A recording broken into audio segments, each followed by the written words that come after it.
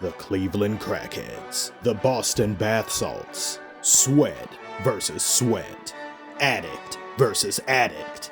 An unstoppable force meets an immovable object. Who will be the one to claim Coke Mountain as their own? Finally, a worthy opponent. Our battle will be legendary.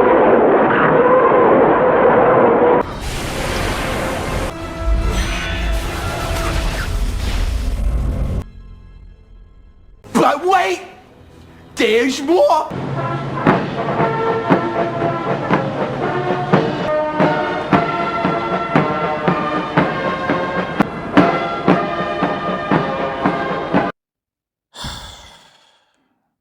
You're broken. I don't want to play with you anymore. You know, it's very fitting that this court was green. It's a great looking court, though. But it's fitting that it's green, because what was put on display here made me sick to my stomach. These Celtics have 20 consecutive games where they convert on 13 or more three-pointers. They were shooting 63% by the end of the second quarter, and they are casually doing franchise records, beating franchise records that they're setting every few games in three-pointers made.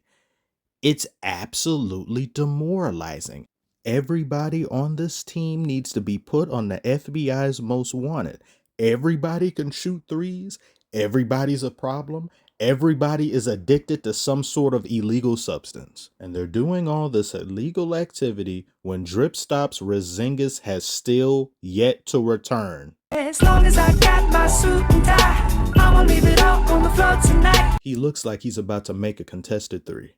People out here complaining about another 4 years of Trump when we have another 4 years of these serial killers. We must stop the terror. I call upon all nations to do everything they can to stop these terrorist killers. Cavs had a chance in this game, and I know they're missing some key players. They're missing their wings. They're missing a Okoro. Okoro would have been on Tatum. He would have been tasked with trying to handle and deal with Tatum. Do something about Tatum. I'm tired of Tatum. I'm sick of Tatum. Just create space. Cleveland wanted to push off. I didn't see it. Oh my gosh. Took quite a fall, didn't we, Master Bruce? And why do we fall, Bruce? So we can learn to pick ourselves up. Hell no. I don't know if I could get back up again if I was him. I'd say, give me a pillow and a sheet. I'm going to sleep. Wake me up when Tatum is either in jail or deported. Cavs are also missing Karis LeVert. He has something wrong with his knee. So these two players, I think, would have made a difference. They would have been able to circumvent this ungodly barrage of three-point shooting that the Celtics do. And once they get started, my lord, even the Warriors back then weren't this annoying. This is unprecedented. This is an unmitigated disaster. And some of y'all still go tell me this team isn't going to repeat. Commissioner Jinx be damned. I've been trying to say good things about them to get them to lose, and it's not working. Look at Celtics fans cheering for threats of society such as these. Despicable. Look at their shooting splits. Whose house do we go to with pitchforks and torches? Brad Stevens, Demon of the Year. And just because the Cavs got their streak broken doesn't mean anything that's happened up until now isn't legit.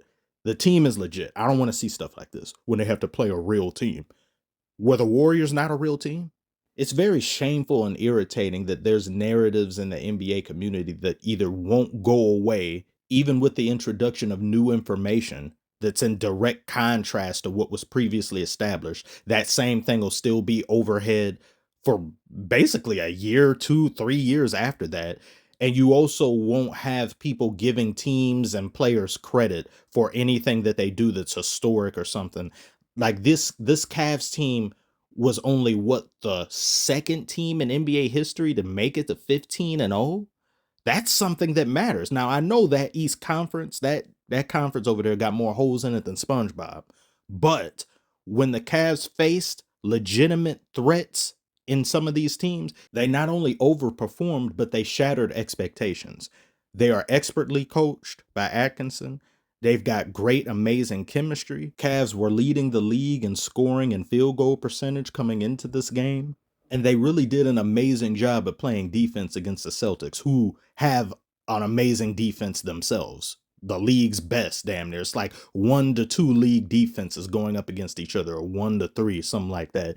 In the first quarter, they were doing a great job at keeping the Celtics away from the 3-point line. They made them have to settle and take tough 2-pointers and try to score in the paint when you've got Jared Allen and Evan Mobley over here collecting blocks and offensive rebounds.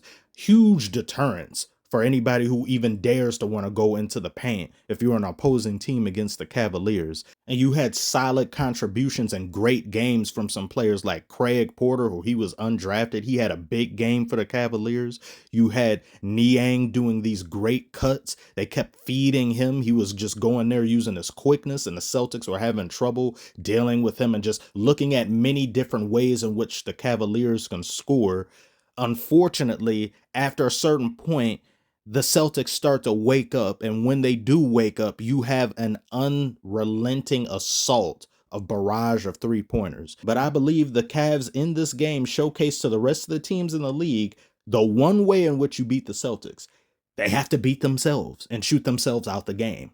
It's really unfortunate. That's kind of the only way, because there's just too many threats. There's too many people who can shoot the three. There's too many different weapons that you have in Jaylen Brown and Jason Tatum, that even if you stop one and one isn't having a really good shooting night, you're going to have others that go and pick up the slack. And you had multiple Celtics players have 2 or 3 3-pointers each. And I think it was about, 6, 7 of them? That is ridiculous. But something the Cavs were doing that I very much like was not shooting 3-pointers or focusing on shooting 3-pointers the same level at which the Celtics were. They were getting a lot of great mid-range shots. They kept attacking the paint because there's no Porzingis. And Donovan Mitchell was just running down the lane.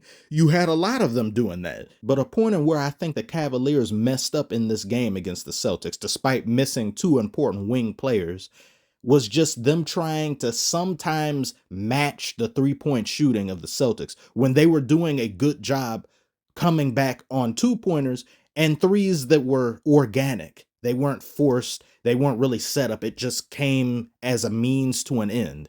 And this 3-pointer obsession on both teams and just the NBA in general, it's become very irritating for me to watch, because I've seen numerous possessions in this game where teams are running down the court in transition and they can very easily get a 2. There's only one player down there and they could just pass it back and forth, do a 2-man on that one player. No, let's go and position ourselves behind the 3 and try to get a shot. And then it doesn't go in, and then that player gets the rebound. And look, wasted possession, empty possession that doesn't get you any points on the board. Now let's keep doing that. There was one sequence in particular where it was Celtics try to get a 3, didn't get it. Cavs get a 3, didn't get it. Celtics try to get a 3, don't get it. Then Cavs get a 3. I was like, can anybody please, while those addicts over there keep trying to get 3s, you can stack 2-pointers over and over and over. Next thing you know, wow, you've cut the lead. It's a game now. You're within single digits. But no, we're so reliant upon them. And Shaq had said something about that, where he said too many teams are playing the same. It's just so reliant on 3-pointers. It really waters down the game. Now, while I enjoyed this game, and it didn't look like it was going to be a game after the second quarter or like beginning of the third quarter, and then the Cavs were able to cut that lead, they did make some threes in between there, but a lot of which was them attacking the paint, that they were able to make the difference, as well as just play great defense against the Celtics. Not just be so 3-point minded focused. And it was refreshing for a time, but then they just started relying on them too much. And I think that's one of the reasons they lost. But I think a fully healthy Cavaliers team with LeVert, with Okoro back, can beat these Celtics at least 2 games. I think they have the best chance in the East to deal with the Celtics. Perhaps maybe other than the Knicks. If the Knicks come into full fruition, like what people say they should, yeah, I think the Cavaliers have the best chance right now of beating the Celtics if the playoffs were to start today. At least taking the series 6 games or more, because they've got the firepower to do it, and they've also got the defense to do it. And not too many other teams have both of these things at a very high level. But that's just what I think. But if you have a different take, inform me below and tell me why I'm wrong and why you think something is other than what I've said. Comment below, let me know. Like and subscribe if you are new. Thank you all so very much for watching, and I will be getting to this tomorrow. With bells on my toes, I might add. I'm practically frothing at the mouth as we speak. I'll see you on the next one.